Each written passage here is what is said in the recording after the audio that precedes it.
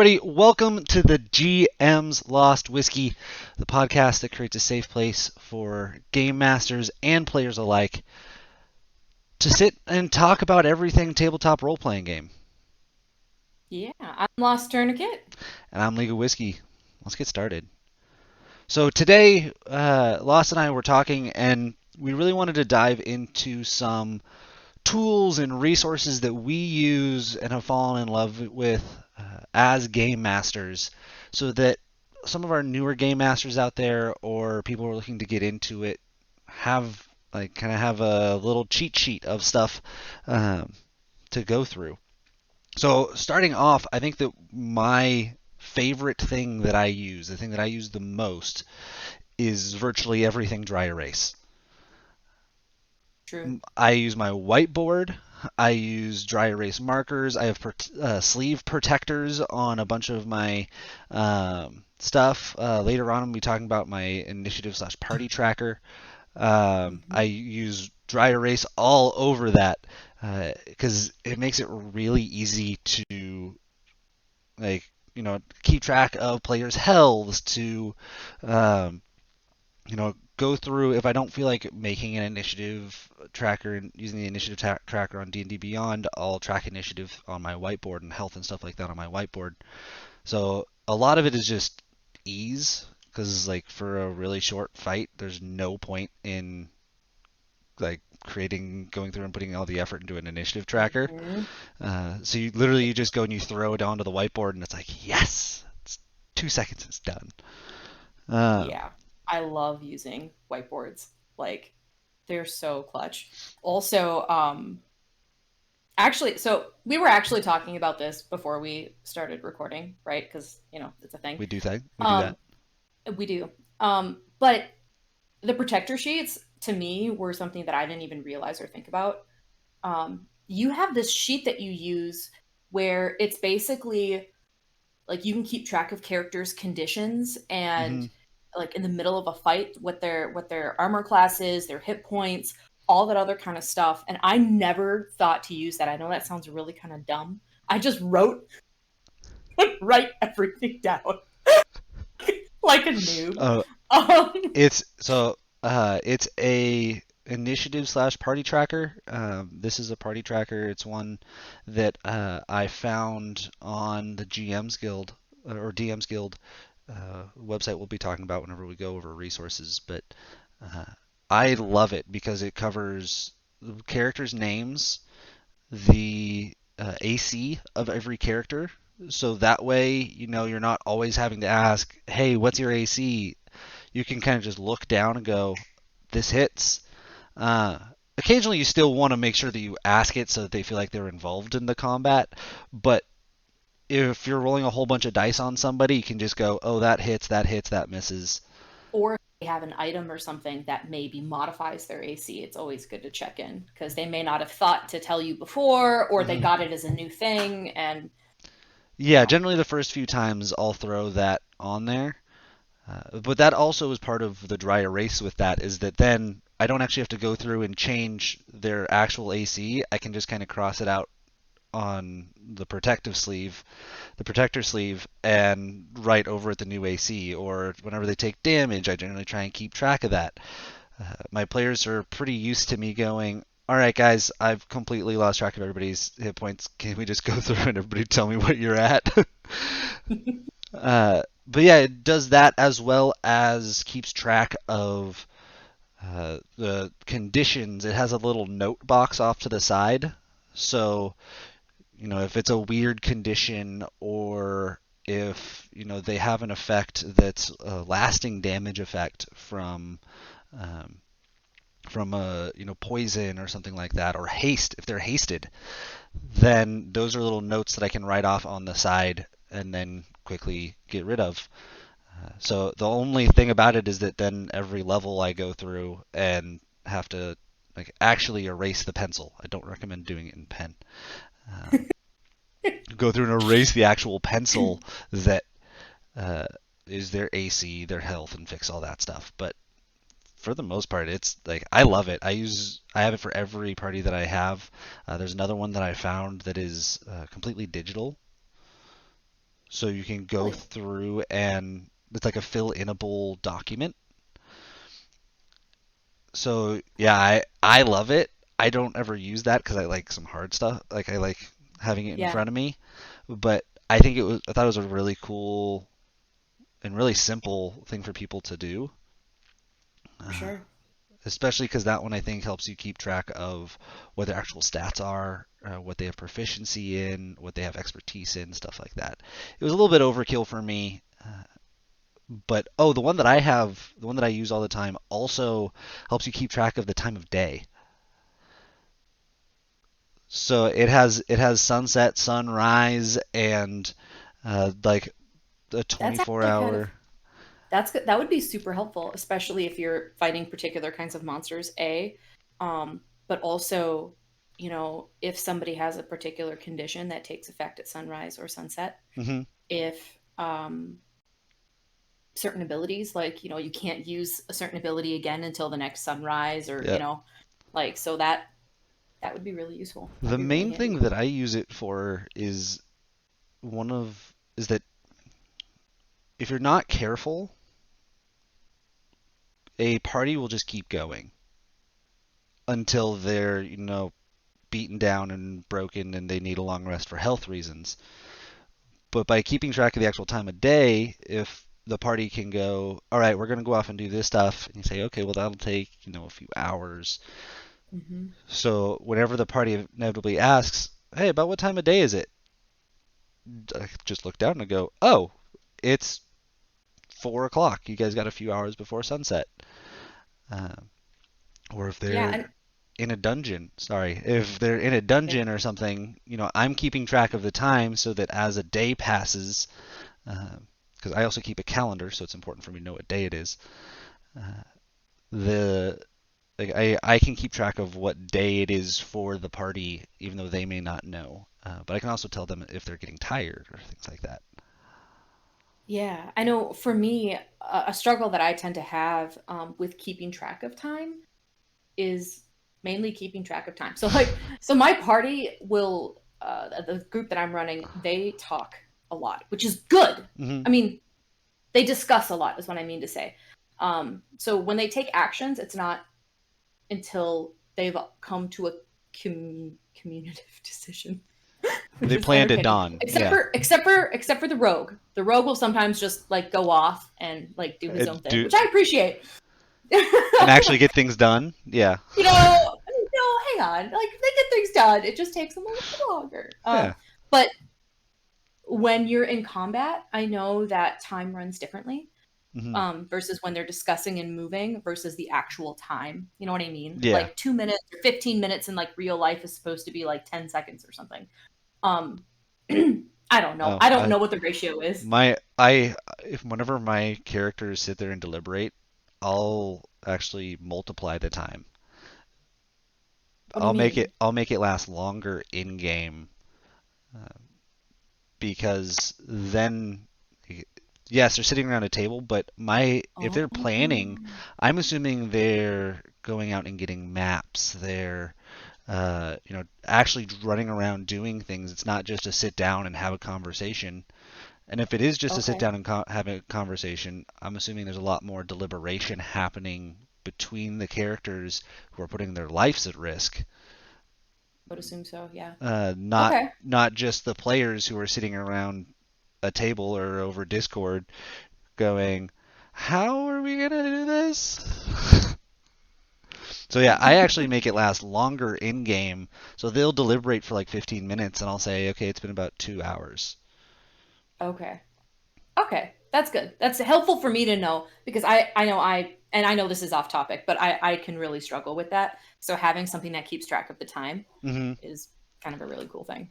Yeah, and the best part is that my players probably have no idea that I multiply their conversation time. If they're Oh, probably listening not. right now, sorry guys. Um, Or heads up. or heads up, I multiply your conversation time. So, but that also encourages them to come to plans faster Yeah. because then they're going, well, we just wasted a whole day talking. Yeah, you did, and like I said, I keep a calendar, and my players know that I keep a calendar, and that I have days where certain events will happen. So them wasting a full day could mean that their bar burns down. Hmm. This is true. So Or if they have something in a certain time, they have to get it done by. Oops. yeah, uh, I know one of the big reasons that uh, I and some other DMs use a calendar is whenever characters uh, order goods, whether it's magic items, weapons, armor, and you say, "Oh, that'll be done in about a week." Uh, Hmm. you know, the DM is if you're not keeping track of stuff through a calendar, or at least like how many days it's been, Yeah. then it's really hard. It's like, oh yeah, like I guess that's done around now. Hmm. Uh, but like if I keep a calendar, like on my calendar, I use my protector sleeves, and I'll put in, uh, magic item done, armor done over a date, and uh, then my characters know, like then I know whenever that day comes, if my characters go back to the blacksmith or something along those lines, I can say, yeah, it's done, or it needs another 10-day or something. And Loss, I know that so I mainly play online, but I know that you mainly play in person. Um, We're hybrid. So COVID changed things, and we also have some players that aren't in the same region. mhm. So we always have a hybrid of some online Okay. and in person. Um, and one of the things that is extremely helpful, and I know you're going to talk more about this later, is virtual tabletops. Yep. But when we are in person, um, I use a lot of grid maps and things like that. Oftentimes they are decorated and, things of that nature. However, if y'all remember my first experience of DMing, where my party literally went like into like 500 million different directions, sometimes my party will do things that I don't expect. Sometimes that's not And a I have normal. That's not an everyday occurrence. what? Sometimes, I don't know, maybe. But what'll happen is there'll be an encounter or a fight, or if I'm describing a room and they're like, "Well, what does that actually look like?" What I like to have are dry erase grids. They are so helpful. Like I can't even begin to tell you guys how helpful they are. That way they can get an idea of a perspective of a room. Like, okay, when you're talking about a throne room, what is the perspective of the throne room? Hmm. How many feet is it? Like, oh, it's like 300 feet. Well, what does that actually look like? Oh, okay, well, let me draw this out. Or like our last session, they were in a bar and they got ambushed or attacked by an assassin, and um, just because of the time lapse, go figure. Yeah. And yeah, I basically had to draw out what this bar, like what the room looked like, what the hallway looked like, just so that they could get an idea of what was going on. So I could not, I could swear up and down, like get one. If you don't have one, get one. Or if you have a grid and you're like, oh, I really want to make it dry erase, but I don't have a lot of funds for it. Clear saran wrap and stuff like Oh, that. You can put that over it and you can tape it over and you can draw on that. I think Um, I think you can also go get things laminated at places yes. like CVS. Hmm. If you laminate it, that's a permanent protector sleeve. I, There you you guys go. can't tell I love protector sleeves. So Laws did mention virtual tabletops. So I run completely virtual. All my games are online.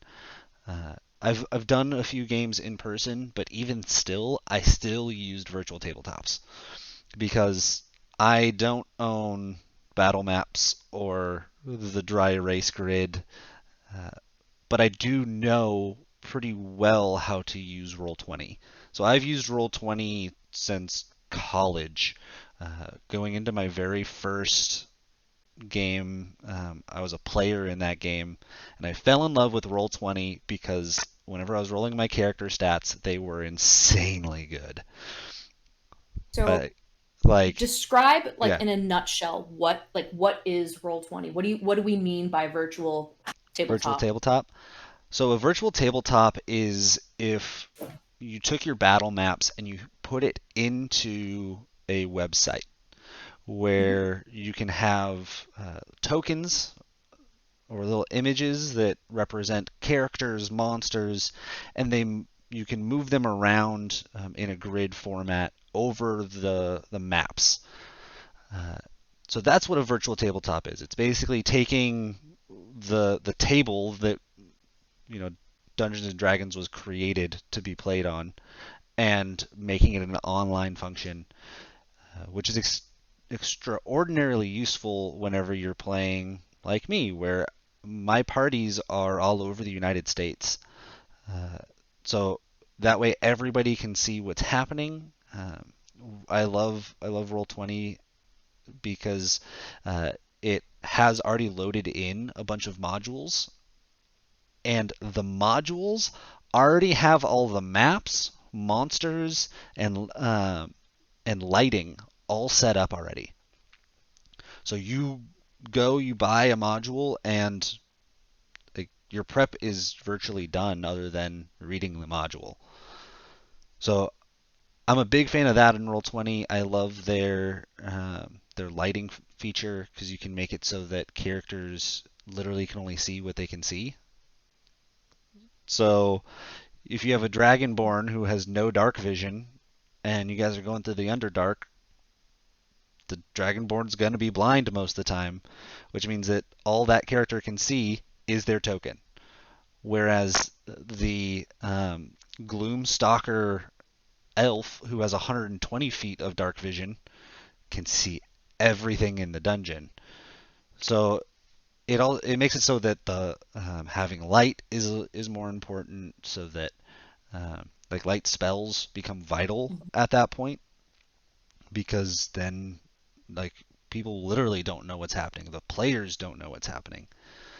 There's a few other virtual tabletops. I haven't really explored too many of them, but I've seen a few of them in action. Um, the one that I've seen is Fantasy Grounds. Uh, I was watching a campaign that was using Fantasy Grounds. It looked really cool.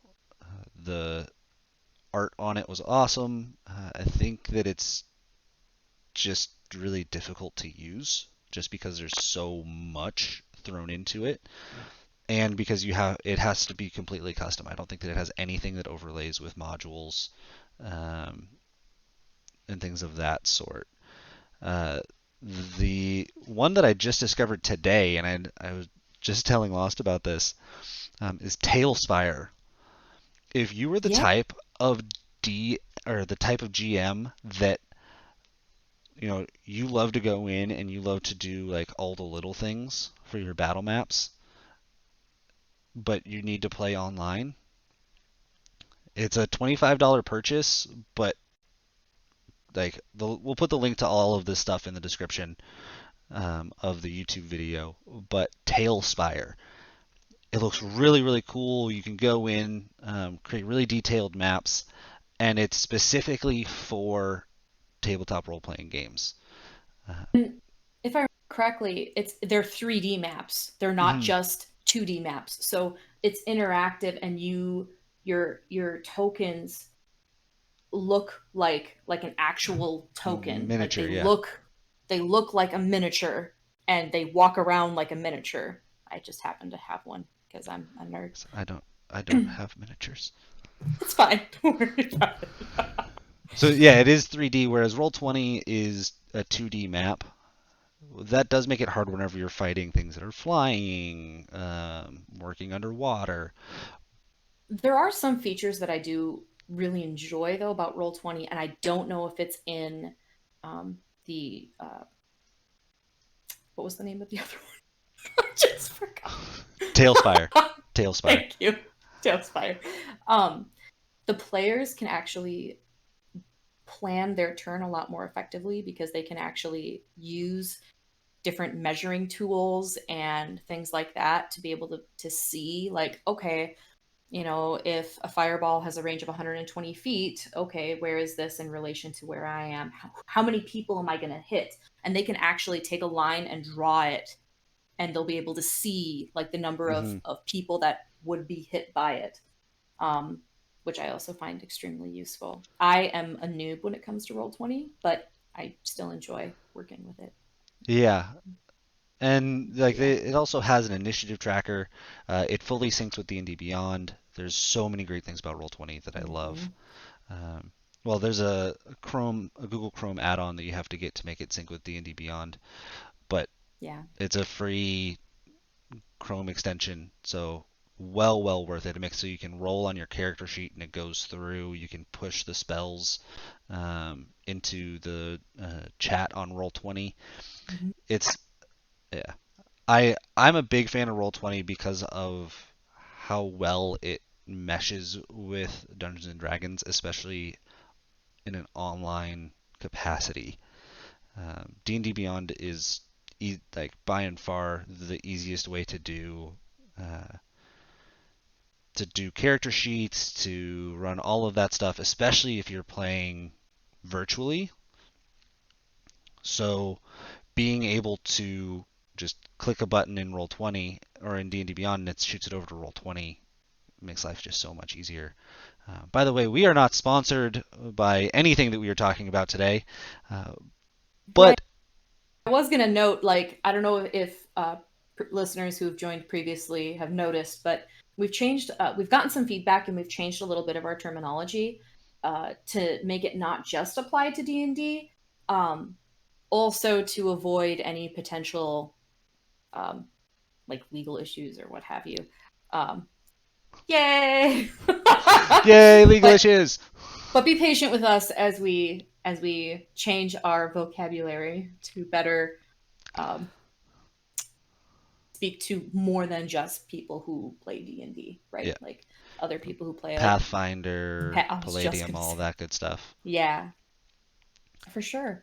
Um, One of the things I did want to mention, there are a few things that I use that can't, like, some things can be used for online play, but in person, I really like to set the ambiance for the players, because the more immersed the players are, the better time they're going to have. And that even comes down to like lighting. You can buy candles that have different scents. So if they're in a dungeon crawl, there are actual candles out there that smell like a dungeon crawl or a campfire, or, you know, the Candle Hearth Hall, like a library, which to me sounds wonderful because I mean, books, but like, I love the smell of books. I'm weird. Who Um, doesn't love the smell of books? I don't know. One of my favorite People. things is the books whenever you get a new book and you like do the little riffle and you hear the Oh, crackling of the pages yeah. separating. Mm-hmm. Yeah, buddy. Um, but another thing that I really enjoy doing is sounds, and that's something that can be used online as well as in person. Hmm. I do different playlists that I make myself. Um, but there's another. You were talking about this earlier, Whiskey. There was another website that you use that is really helpful. So I generally don't actually use background music whenever I'm playing virtually. One of my Oh, players okay. has hearing issues, and it makes it difficult for him to pay attention and to really focus on what other people are saying. But whenever I play in person, I always have some ambient sounds going on. Tabletop Audio, fantastic website. You can go through, you can search, just about anything, and you know, tavern, speakeasy, forest, and they'll have either ambient noise or soundtracks to go with it. Uh, if you guys are running modules, there are playlists on YouTube for modules. Mhm. So you can go through, like, I'm running Curse of Strahd right now, and I'll go through and I'll hit play and repeat on one of the tracks that fits the scene that we're in. Um, there's also some really awesome playlists on Spotify that are actually specific to different places. Yep. So Use mainly. that's what you use? Yep. Or I'll create my own and I'll use like different movie soundtracks or like Skyrim or you know what I mean. Yeah. Um, but the different venues on Spotify when you guys look it up, it is so awesome. And I actually took a look at the Curse of Strahd playlist on YouTube that they Hmm. have. It is sick. It's It is so good. it's so good. Like I was listening to it, I'm like, dang, now I wanna play through Curse of Strahd because it really does take immersion to another level. Um, and Those I think it also helps people's imaginations too, you know? those little things that you can do um, to set the mood always helps. Um, Mm-hmm. there's there's a guy. Oh, I'm spacing on his name right now, but he created an entire dungeon room. That's where his characters play. So Who you're talking about. I can't remember his name. He's a big. He's in How I Met Your Mother. Sorry, I'm watching How I Met Your Mother right now. Okay. But he's guest starred on Critical Role. It's gonna drive me nuts. But Man. he is a huge advocate of Dungeons and Dragons. He plays Dungeons and Dragons a bunch, and he created like Will an Wheaton? No. no. Uh, I don't know That's that that's how much I know about How I Met Your Mother. Sorry, is Will it Wheaton. big jacked dude. He's in the like now I can't even remember the name of the it's like Critical Swole or something like that. The all the really jacked guys that play D&D together who are all like actors. Oh, for real? That's a Yeah, thing. that's a thing. The That's Travis Willingham's awesome. in it. Um, I'm not surprised. no, I also because love Travis. Travis Travis is and Laura are like, Travis, Laura, and Matt are just the best. yes, they Um, are. anyways, we digress. But yeah, ambient sounds. I know Matt Mercer uses his own custom playlists. I've hunted for those playlists because I want them and I want him to make them public. So Matt Mercer, if you ever watch this, please make them public. We all want them. We all want your True. soundtrack playlists. This is true. Even if, like, I don't know if you technically could attach a cost to them, but even if you did, I wouldn't care. Oh yeah, I would do you it. could put out CDs and people who haven't bought CDs in 15 years would go buy your CD. True. Like just put it on the Critical Role website. Make it Yeah. You could probably sell it for $50 and people would buy it. I mean, Just the list of songs. It doesn't even need to be a CD. Just like the list. And people will buy it. They'll make it themselves, like the DIY version, Like, I'm sure someone out there has actually gone through and listened to every song and said, "Oh, I'm gonna go find all of Matt Mercer's music." that. I would love to meet that person. Critical Role stats, Person, get on it. yeah, person if you are watching this, shoot us an email. Yeah, please, please. So another really big thing that I use, not so much when it comes to the setting the scene, but I think it's easily the most vital resource that I use, most vital tool that I use in of everything is OneNote. So Yeah. I actually have a very extensive OneNote over Faerun. Um, I have it broken down into countries, and the countries go into political climates, into um, geography, what their uh, government structure looks like, um, if they have any, like if they're slightly racist towards races, um, like the city that my players are in right now, the country my players are in right now, hate Dragonborn.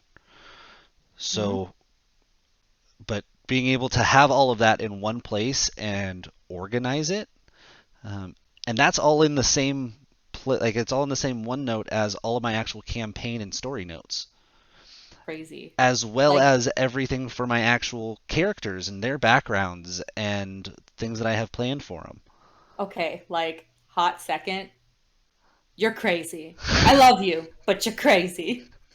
That's okay. I do not do that. I do not use OneNote. I totally see like I can see the utility of using it. them. Like obviously because you're able to have all of this information at your fingertips. You can just and just pull it up. Hmm. Hmm. Um I use Google Docs. Um but I guess the point I'm trying to say is there's multiple ways to do D&D, Hmm. and Is I it I really keep your notes how you see fit. Like I keep notepads around. mhm. I love my little notepads. I have a big binder that I keep all my stuff in. Like I said, I love Yeah. hard copies. Whenever I first got into this campaign, the Waste Owners campaign, I was like, all right, I'm going to have printed copies of everyone's character sheets.